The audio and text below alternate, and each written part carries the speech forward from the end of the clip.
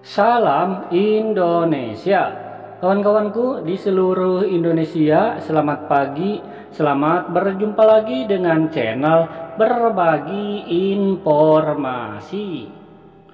Pada kesempatan kali ini, admin akan berbagi informasi seputar pendaftaran seleksi PPPK Tenaga Teknis tahun 2022 sudah dibuka. Tetapi ada di beberapa daerah di mana seluruh tenaga honorernya gagal mendaftar dalam PPPK Tenaga Teknis 2022. Mengapa bisa demikian? Sementara mencuat lagi bahwasanya tenaga honorer dalam RUU ASN bisa diangkat secara otomatis tanpa tes menjadi PNS. Akankah ini terrealisasi? Simak ya informasinya di video berikut. Buat teman-teman yang belum subscribe, silahkan ya untuk klik dulu tombol subscribe-nya agar admin semakin semangat dalam mencari berita. Dan sekarang lanjut saja ke informasi berikutnya. Dikutip dari jpnn.com, judulnya sebagai berikut ya. Seluruh honorer kategori 2 daerah ini gagal mendaftar PPPK Tenaga Teknis. Revisi Undang-Undang ASN mencuat. Ini masih berita baru ya, 22 Desember 2022. Pendaftaran PPPK Tenaga Teknis 2022 bikin honorer kategori 2 merana. Betapa tidak, selain syaratnya rumit, tanpa afirmasi lawannya pun berat. Mereka harus berkompetisi dengan pelamar umum. Ironisnya, formasi PPPK Tenaga Teknis pun tidak dibuka merata di seluruh daerah. Kalaupun dibuka, jumlahnya sedikit. Ketua Forum Honorer Kategori 2 Kabupaten Ponorogo, Ajun, mengungkapkan 64 rekannya tidak bisa mendaftar PPPK Tenaga Teknis. Itu karena tidak adanya formasi jabatan yang sesuai.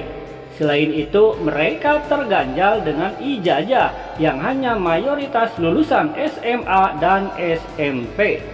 Nah, kalau kita lihat ya di formasi untuk PPPK Tenaga Teknis ini, kualifikasi pendidikan ya, ini untuk kolom yang kedua, hampir semuanya adalah S1 ya, kemudian D4.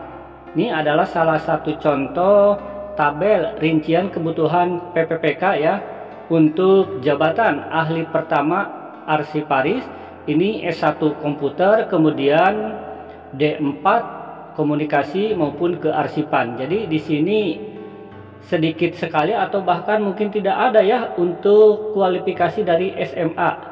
Di sini kebanyakan S1 atau D4. Dia sangat menyesali kebijakan pemerintah yang tidak memihak terhadap honorer kategori 2. Padahal dalam pendaftaran mereka juga bisa terdaftar untuk yang kedua kalinya dalam database BKN. Memang untuk tenaga honorer kategori 2 ini ya, ini terdaftar di database BKN. Parahnya, di saat honorer kategori 2 tengah berduka, politikus Senayan kini mengangkat kembali revisi Undang-Undang ASN nomor 5 tahun 2014 tentang ASN. Honorer kategori 2, kata Ajun, kembali dirayu dengan status PNS lewat pintu revisi Undang-Undang ASN. Ajun menilai wacana revisi Undang-Undang ASN ini hanya untuk mengulur-ulur waktu. Honorer kategori 2 diiming-imingi janji sehingga tanpa terasa sudah mau pensiun, bahkan sampai tutup usia. Tahun ini pemerintah menetapkan 518.040 formasi PPPK 2022. Ini terdiri dari 93.197 formasi untuk tingkat pusat dan 424.843 formasi di tingkat daerah. Ya, itulah informasi hari ini ya, bahwasanya ada beberapa daerah yang tenaga honorernya tidak bisa mendaftar di PPPK Tenaga Teknis 2022. Mereka menganggap bahwa kebijakan pemerintah ini kurang memihak terhadap tenaga honorer. Dalam seleksinya pun mereka banyak yang terganjal dengan ijazah, karena ini dalam formasi kebanyakan S1 komputer ya, atau D4. Jadi untuk SMA apalagi SMP ini kayaknya tidak masuk dalam kualifikasi pendidikan. Hari ini semoga saja yang digaungkan adalah revisi Undang-Undang ASN, yaitu pengangkatan tenaga honorer tanpa tes menjadi PNS, bisa terrealisasi ya, walaupun ini sudah lama sih ya. Revisi ini masih belum juga final. Terima kasih, semoga bermanfaat. Admin doakan seluruhnya segera jadi ASN. Amin. Wassalam.